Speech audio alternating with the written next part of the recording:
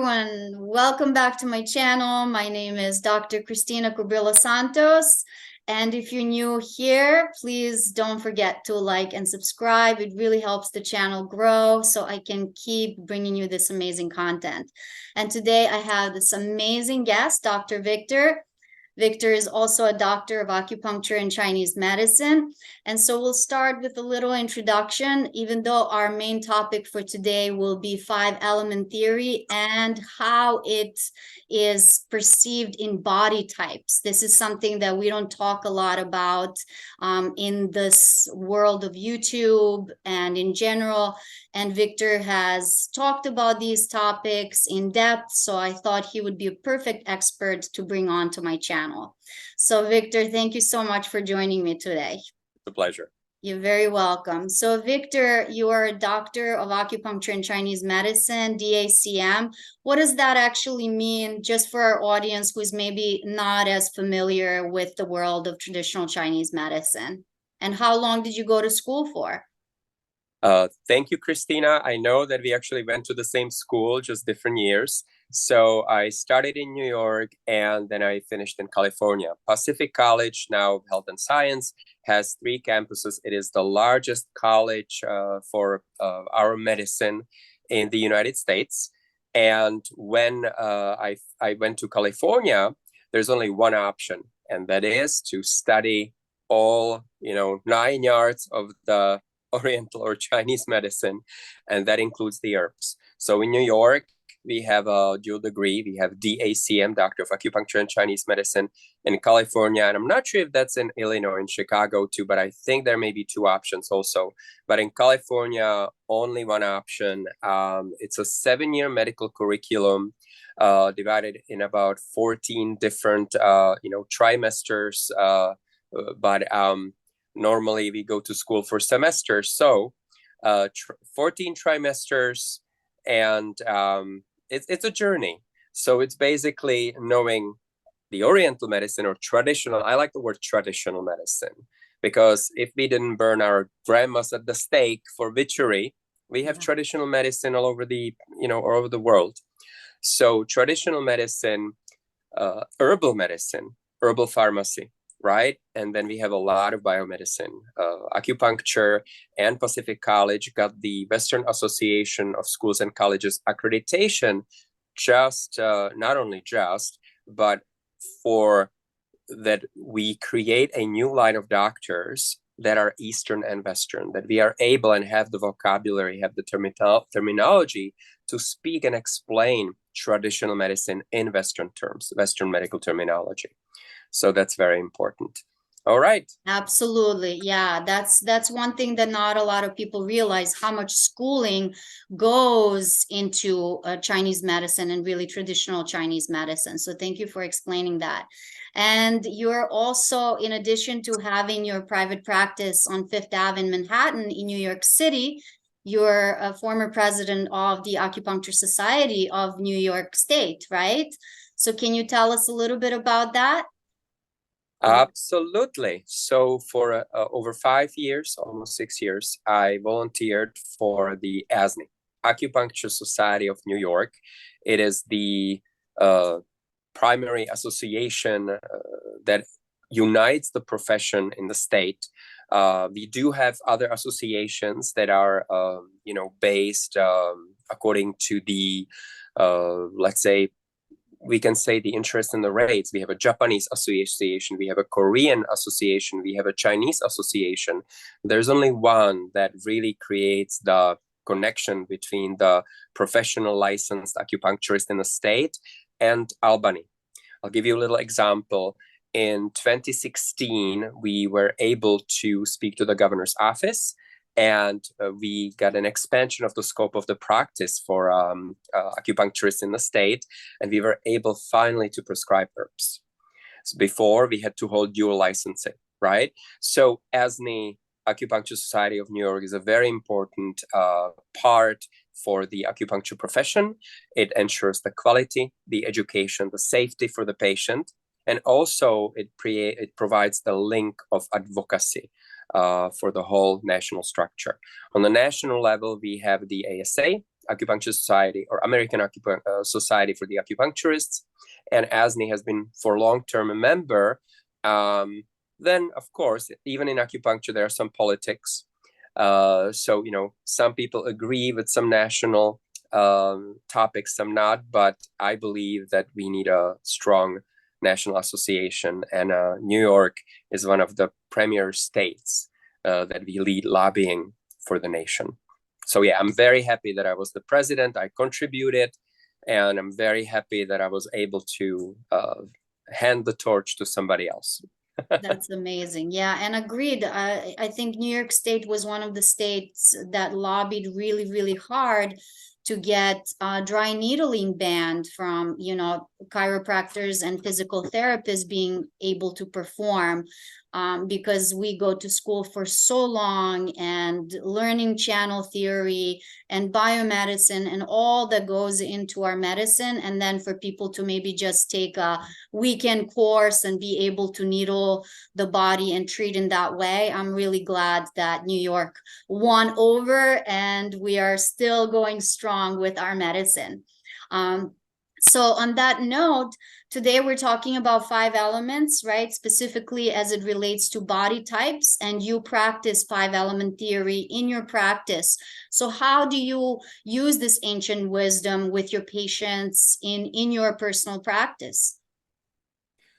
So when I switched campuses from New York to San Diego, I was very lucky because in San Diego, the 5 elemental school is very prominent on the campus. And the pulse diagnosis, acupuncturists always look at the tongue. My patients ask me, what do you look at the tongue? Why are you looking at my tongue? Oh, I just had a coffee. I ate a yogurt. Don't worry about it. I can see through the coffee. I can see through the yogurt. But, to look at the tongue, we basically see the whole body, or we see the muscles, how they look without the skin. And it's very diagnostic. The same with the pulse. And different organs will show different elements. And we can look at the person, and we can look at the shape of the head, at the shape of the body.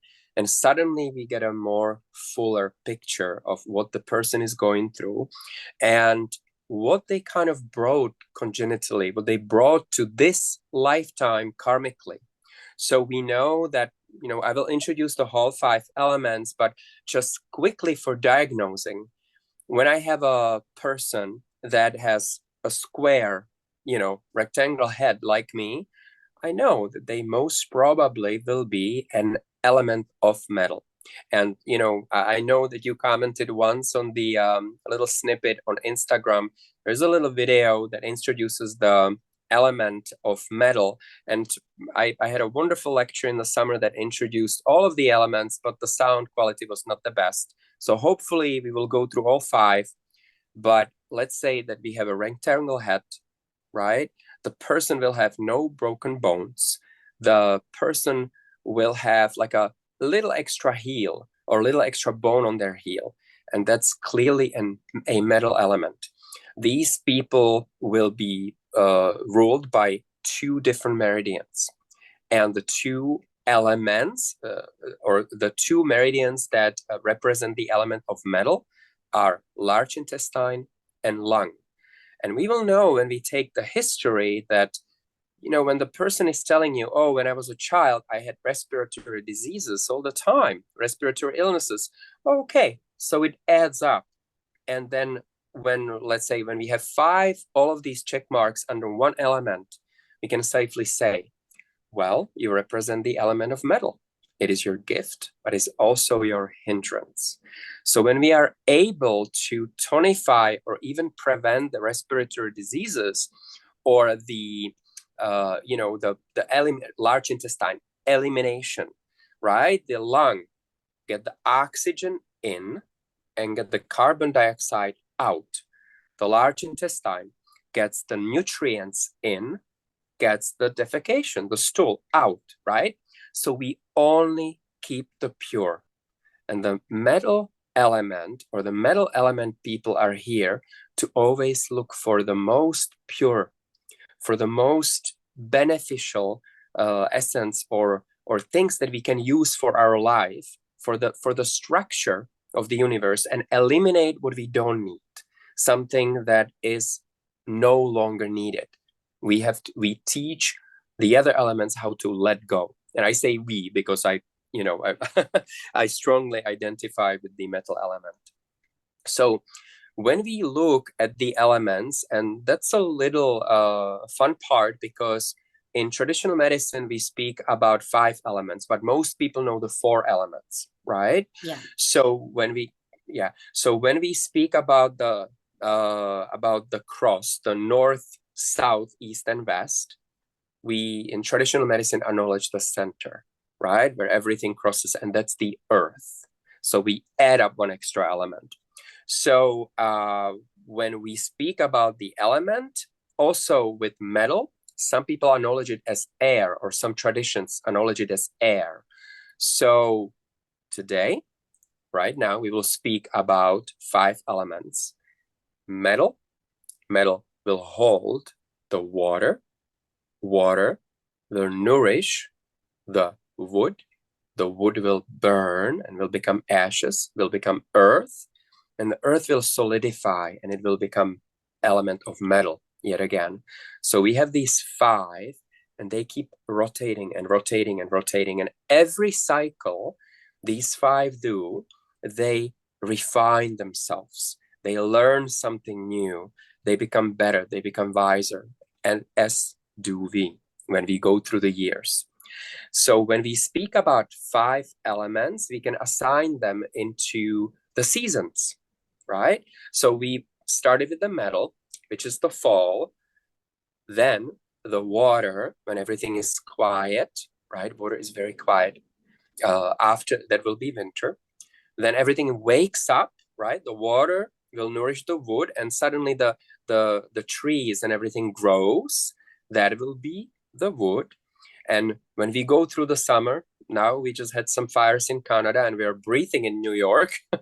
So, the wood will burn and it will feed the fire element. The fire, the hottest season is the summer.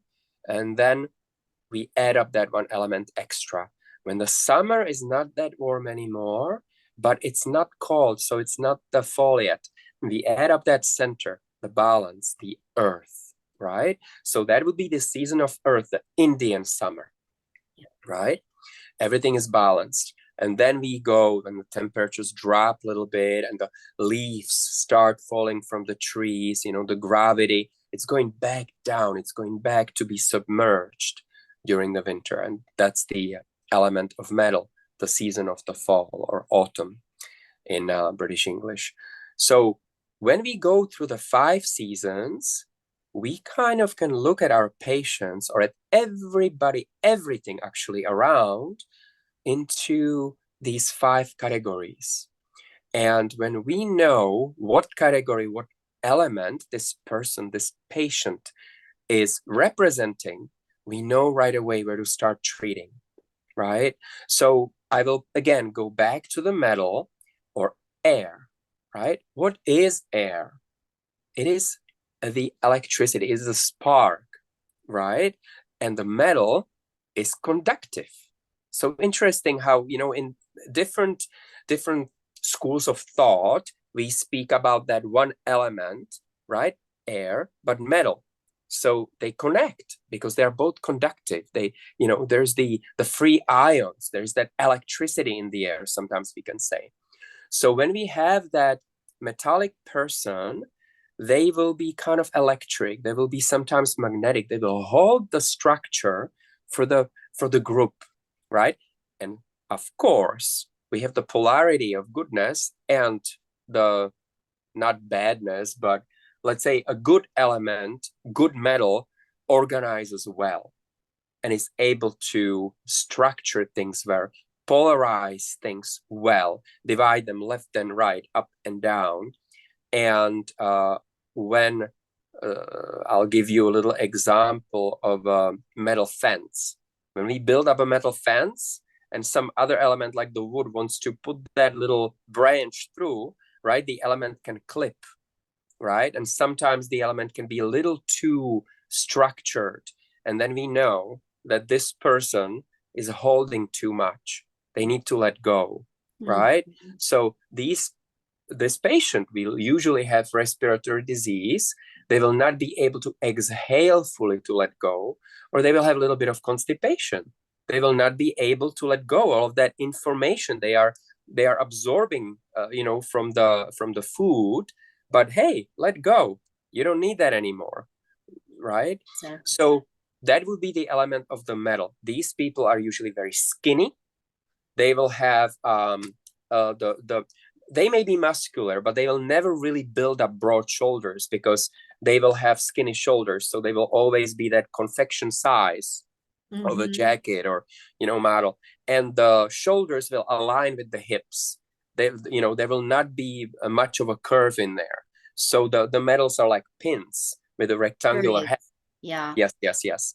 So we can recognize metals quite easily, and then when they speak, they will organize things. They will be like, okay, let's do this, let's do that. They will be a little sharp. There will be boldness in there, right? The sense of direction. So then we go to the water, or the energy of the winter. Like everything is quiet in the winter. When we jump into the pool, suddenly all the noises, of the outside disappear. So astrology, water signs, the Pisces and the Cancers and the Scorpios, they are usually the most silent. They kind of hold their words, right? So they also hold their, they hold, they're great meditators. They are nourished when they are in quietness. They regenerate. And also the body type, they're very curvaceous. When we have the waters, they will have the shoulder, they will have the waist, they will have the butt, right? So there will be that waviness, especially on women. You can see the water element on women, and then okay, she will be a little squiggly fish, but also she will be able to, like hold the words and speak only when it's really meaningful. And the waters teach us that.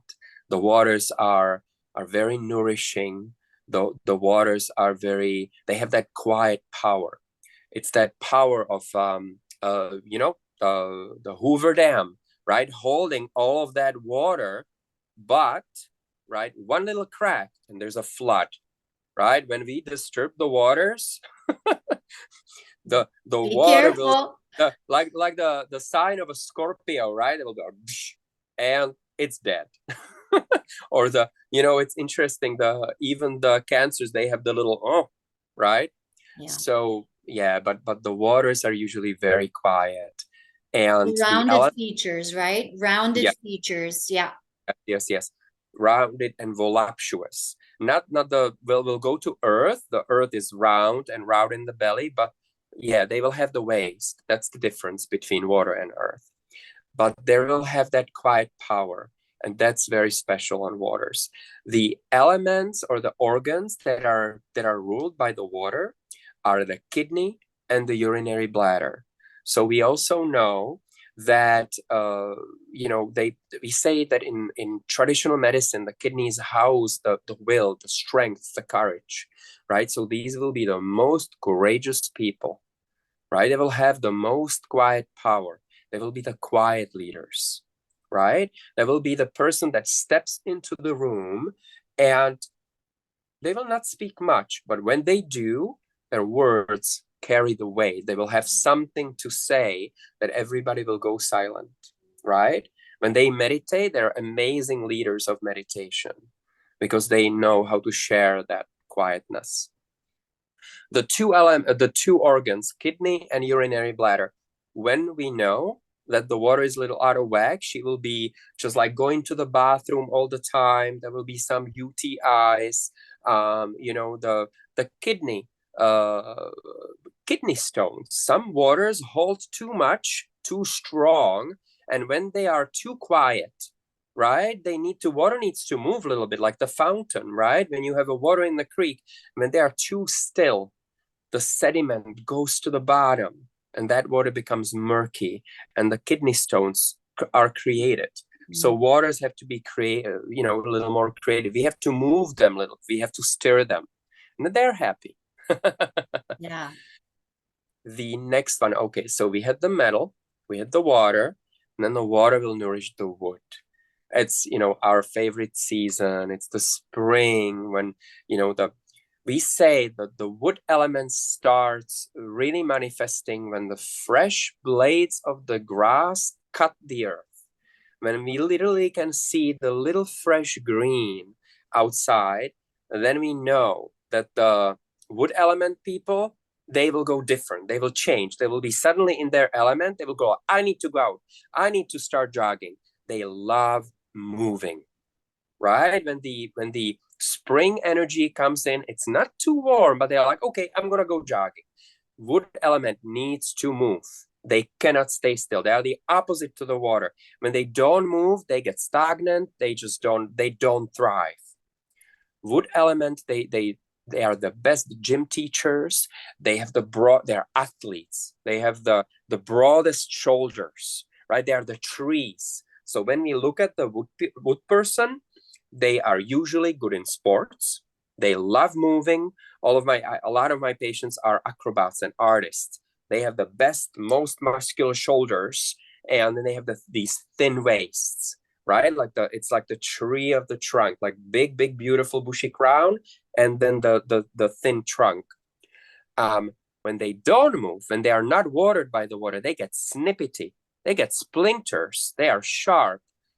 When they break something, they will break the joints because they will overdo it, right? They didn't hydrate, they didn't warm up, and they go do the sports, but they do it with we say the element of the wood rules the liver and the gallbladder. I'm not sure about the word gallbladder to introduce it to patients, so I actually use the words of thinking meridian, because the liver houses, let's say the bad liver will be stressed, the good liver will be generous, like the tree that created the crown and now generously provides the shade for all the animals and people around. The wood in its beautiful element will be gracious and generous, right? They will share their crown with others. But when they are stressed, when they are not watered, when they are going through some stressful times, there will be a little splintery and they will be a little dry and they will be breaking, right? And then we have the injuries of like, oh, we need to fix your shoulder. Oh, what did you do with your hip? So it's usually the joints that they hurt. Yeah. And the gallbladder meridian, it's the only one that goes through the head. It zigzags 3 times. And we also say that it ends at the lateral canthus of the eyes. And at night, when there's not enough, water, not enough nourishment, or too much to process the thoughts, it will open the eyes. And we may have, the stress wood element will have a little insomnia or will not be able to sleep because the thoughts will be running in their head.